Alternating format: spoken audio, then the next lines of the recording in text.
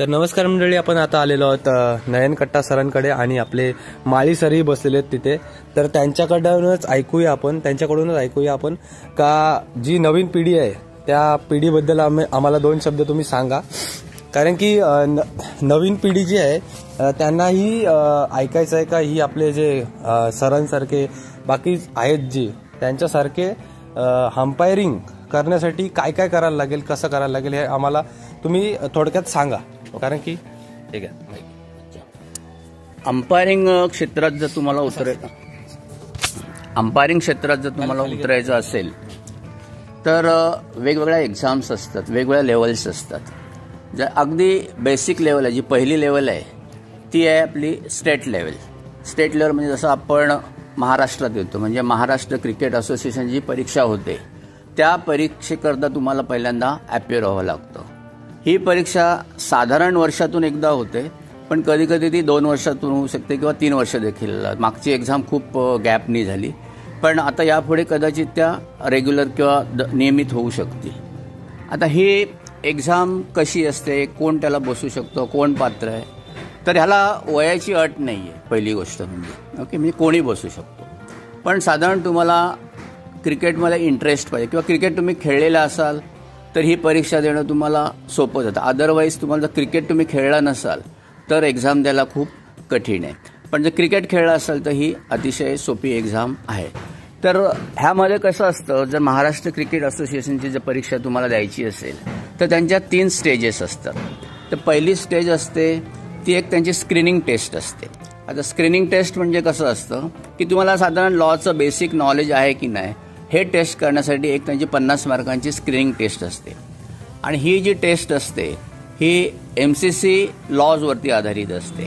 आणि MCC लॉजची ही जी exam असते ह्याच्यामध्ये त्यांनी एक बेंच ठरवलं असतं, क्रायटेरिया ठरवतं की बाबा 50 पैकी 45 मार्क्स ज्यांना मिळतील किंवा 60 पैकी 45 मार्क्स मिळतील त्यांना ते पास करा. एक बेंच मार्क तुम्हाला यार्डस्टिकचं म्हणजे पासिंग एक तुम्हाला लिमिट ठेव. त्याच्या पुढे मिळाले, त्याच्या कमी मिळाला तर तुम्ही फेल. म्हणजे समजा 45 तुमचा हे आहे मार्क आहे, तर 45च्या कमी असेल 44, 43 तर तुम्ही एलिजिबल होत नाही पुढच्या एक्झामला. पण 45 किंवा त्याच्यावर असाल तर तुम्ही पुढच्या एक्झामला एलिजिबल. तर ही 50ची असेल, 60ची असेल, 100ची असेल, कशी असेल. लास्ट टाइम काय 60 मार्कांची झाली होती, तर त्यामध्ये 45 त्यांनी सेट ठेवला होता की म्हणजे पासिंग पर्सेंटेज ठेवलं होतं की 45च्या वरती सर्व पास झाले. त्यामध्ये आपले हे प्रशांत माळी सर पण पास झाले. आणि मला सांगायला अभिमान वाटतो की आपल्या रायगडमधली 15 अंपायर्स पहिल्याच ह्याच्यामध्ये पास झाले होते आपल्या स्क्रीनिंग टेस्टमध्ये.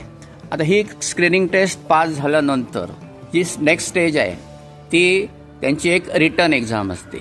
ती रिटर्न एक्झाम जी असते MCAची म्हणजे महाराष्ट्र क्रिकेट असोसिएशनची, ती रिटर्न एक्झाम ही लॉजवर न होता MCCच्या प्लेइंग कंडिशन्स म्हणजे जे नियम असतात MCA म्हणजे महाराष्ट्र क्रिकेट असोसिएशनचे जे मॅचेस होतात त्या मॅचेस कोणत्या आधारावर होतं, कोणत्या नियमाच्या आधारावर होतं किंवा ज्या नियमाच्या आधारावर होतं त्याला MCA प्लेइंग कंडिशन्स म्हणतात.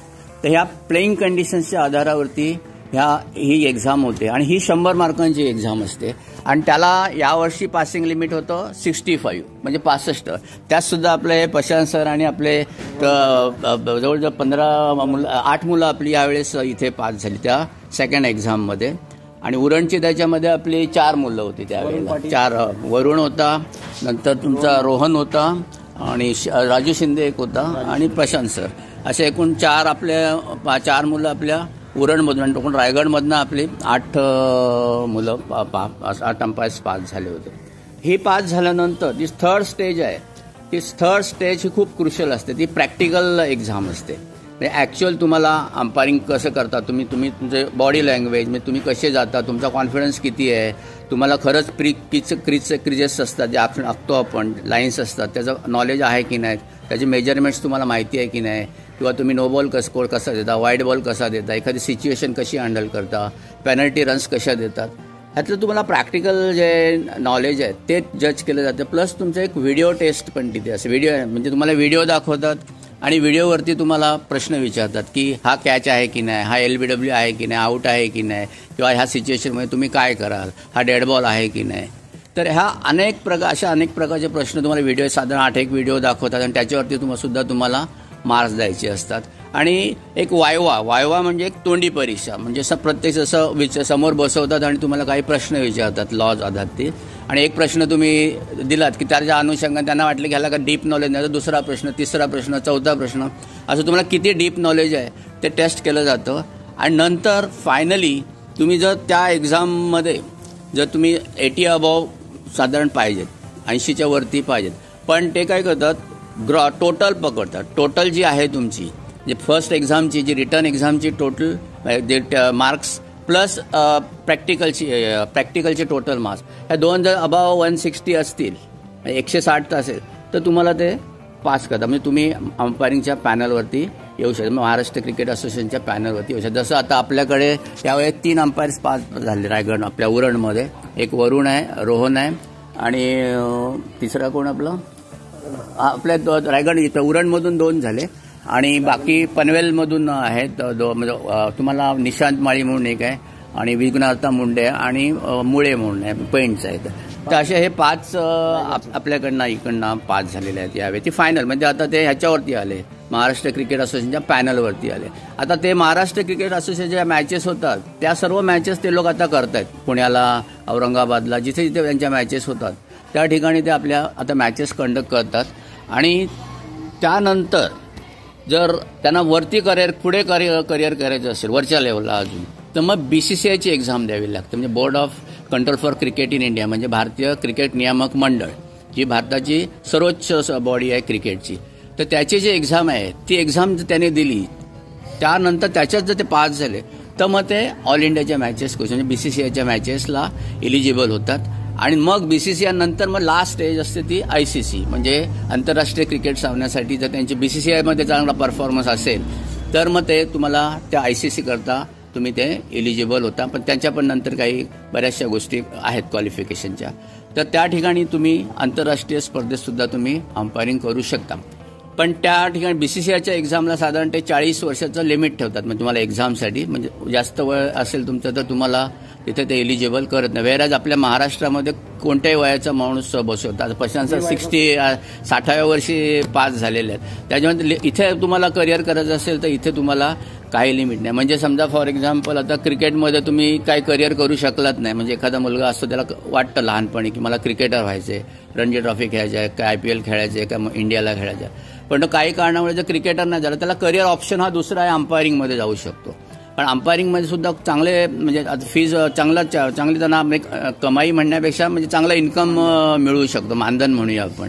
आता MCAच्या ज्या मॅचेस केल्या, MCAच्या पॅनलवर तुम्ही आलात, तर MCAच्या पॅनलवरती तुम्हाला दर दिवसाला साधारण 2600 वगैरे एका दर दिवसाला मिळतात. म्हणजे 2 दिवसाची मॅच असली की तुम्हाला जवळजवळ 5,000च्या वरती तुम्हाला ते इन्कम होऊ शकतं. असे तुम्हाला 10 मॅचेस मिळाला तर 10 5 50 1,000 तुम्हाला थोड्या काही दिवसातच तुम्हाला मिळू शकतात, महिनाभरात मिळू शकतात. तर इन्कमच्या दृष्टीने सुद्धा हा एक तुम्हाला चांगला एक सोर्स अल्टरनेटिव्ह आहे. म्हणजे क्रिकेटर नाही झाला तर तुम्ही तुमच्या नॉलेजचा फायदा इकडे सुद्धा म्हणजे घेऊ शकता आणि तुम्हाला चांगलं करिअर त्याच्यामध्ये करू शकता. म्हणजे करिअर करण्यासाठी सुद्धा एक क्रिकेट हा एक म्हणजे अंपायरिंग हा चांगला ऑप्शन आहे. आता तुम्ही प्रश्न विचारलात की ही प्रोसिजर काय आहे, तर काय होतं MCA म्हणजे महाराष्ट्र क्रिकेट असोसिएशन, आपण सध्या महाराष्ट्राच्या अंडर येतो म्हणून फक्त मी MCAचं म्हणतो. ओके, तर महाराष्ट्र क्रिकेट असोसिएशन जेव्हा एक्झाम असते तेव्हा आपल्या जिल्ह्याच्या क्रिकेट असोसिएशनला कळवतं की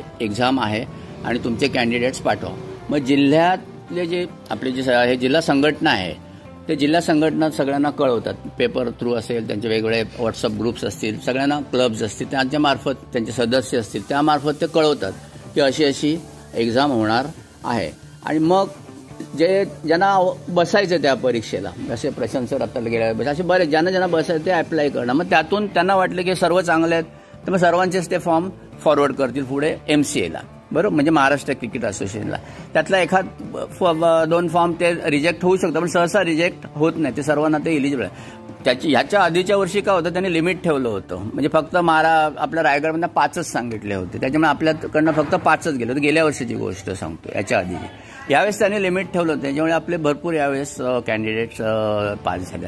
पुढल्या वर्षी काय होईल आपण काय सांगू शकत नाही, म्हणजे सगळ्यांना मिळेल चान्स नाही मिळेल असं नाही, पण साधारण एक 10-15 लोक आराममध्ये बसू शकतील दरवर्षी, एवढा स्कोप मात्र आहे. आणि दुसरं कसं, हे जरी तुम्ही समजा या अंपायरिंगमध्ये समजा फेल गेलात, म्हणजे स्टेट असोसिएशनच्या अंपायरिंगला फेल गेला, तरी त्या अनुभवाचा फायदा तुम्हाला ज्या टेनिसच्या मॅचेस किंवा लोकल मॅचेस ज्या होतात किंवा लेदरचे सुद्धा लोकल मॅच टुर्नामेंट, तिथे तुम्हाला चांगल्या प्रकारे तिथे सुद्धा इन्कम मिळतं. मला वाटतं तिकडल्यापेक्षा जास्त इथे इन्कम जास्त आहे, तर त्याचा फायदा सुद्धा तुम्हाला इथे होऊ शकतो. आता हा जो अभ्यास कसा असतो त्याच्यावर थोडंसं मी तुम्हाला सांगतो की 2 प्रकारचं असतं सिलेबस. एक जो असतो मगाशी सांगितलं तुम्हाला की स्क्रीनिंग टेस्ट ही MCC लॉजवरती होते. म्हणजे मेरीलेबॉन क्रिकेट क्लब म्हणून जी इंग्लंडची जी संस्था आहे त्याचं एक बुक असतं क्रिकेटचं, त्याच्यामध्ये 42 लॉज आहेत. किती? 42. तर 42 लॉज आधारित एक एक्झाम होते. त्यासाठी 42 लॉजचा तुम्हाला अभ्यास करावा होता. यावेळेस आपल्या रायगडमधनं साधारण 50 लोक बसली होती माझ्या अंदाजाने, आणि सगळ्यांचं मी आणि आमचे जे एक हर्षद रावले सर आहेत आणि कसबे सर आहेत, ह्या दोघं आम्ही तिघांनी मिळून ऑनलाईन सेशनचं 90 दिवस ऑनलाईन सेशन घेतला. आणि 90 दिवस ऑनलाईन सेशन हे तुमचा जो स्क्रीनिंग टेस्टचा अभ्यासक्रम आहे तो, प्लस नंतर तुमचा MCAचा जो अभ्यासक्रम आहे तो, मी मगाशी सांगितलं की जो प्लेइंग कंडिशन्स होतं, म्हणजे MCAचे जे नियम थोडेसे वेगळे असतात, तर त्या नियमाचा जो अभ्यास आहे तो सुद्धा करावा लागतो. आणि तो आम्ही यावर्षी online most of the times घेतला. आणि 3 आम्ही पर्सनल फिजिकल सेशन्स पण घेतले, म्हणजे प्रत्यक्षात पण. इथे DK भोईर म्हणून आहेत, त्यांचा एक हॉल आहे नागावमध्ये, तुम्हाला माहिती असेलच, माऊल. त्याने तो विशेष इथे उल्लेख करावा लागेल की त्यांनी तो मोफत दिला आपल्याला ह्या रायगडसाठी. आणि मग तिथे आम्ही तिथे सुद्धा आम्ही शिबिरं घेऊ शकलो, म्हणजे फिजिकली, म्हणजे प्रत्यक्ष. जसं मग सांगितलं ना, प्रॅक्टिकल एक्झाम असते, तर प्रॅक्टिकली कसं, म्हणजे तुमची बॉडी लँग्वेज कशी पाहिजे, तुम्ही उभं कसं राहायचं, तुम्ही आउट कसं जायचं वगैरे, किंवा सिच्युएशन कशी हँडल करायची, ह्या सर्व गोष्टी आम्ही त्यांना या इथे जो हॉलमध्ये सेशन झाले त्या सेशनमध्ये सांगितलं. आणि त्याचा रिझल्ट म्हणून हे लोक आपल्याकडनं, जे तुम्हाला माहिती आहे, 3 अंपायर्स, म्हणजे टोटल आपले 5 रायगडमधनं 5 झाले, तर त्याचंच फलित ते आहे. म्हणजे आपले अंपायर्स होऊ शकतात, असं कठीण असं काय नाही. पण थोडंसं इंग्रजीमध्ये ते बुक असतं, किंवा मराठीत पण आता त्यांनी केलेलं आहे, पण मोस्टली ते असतं इंग्लिशमध्ये असतं. म्हणजे आता MCA प्लेइंग कंडिशन आहे इंग्रजीमध्येच आहेत, त्या मराठीत आपल्याला ते करावे लागतात, कन्वर्ट करावे लागतात. तर MCCचं आता अनेक लँग्वेजेसमध्ये आता MCCचं बुक आहे, ते तुम्हाला वेगवेगळ्या म्हणजे मराठीत पण तुम्हाला त्याचं व्हर्जन अवेलेबल आहे. आणि जेव्हा मदत लागते तेव्हा मदतीला आम्ही लोक असतोच ह्या लोकांना. आणि हे मला फोन करतच असतात की सर मॅच चालू आहे, असा प्रॉब्लेम झाला. आम्ही त्यांना त्या नियमानुसार जो काय नियम असेल तो नियम सांगून त्यांचा जो प्रश्न तिथे आम्ही सोडत असतो. आणि ते आमचे हर्षद रावले सर आणि कसबे सर हे सुद्धा नेहमी यांना मदत करतच असतात. हा व्हिडिओ जर तुम्हाला आवडला असेल त्या चॅनलला लाईक करा, शेअर करा आणि सबस्क्राईब करा. लड्डू मुत्यान अवतार ಈಗಿನ संचार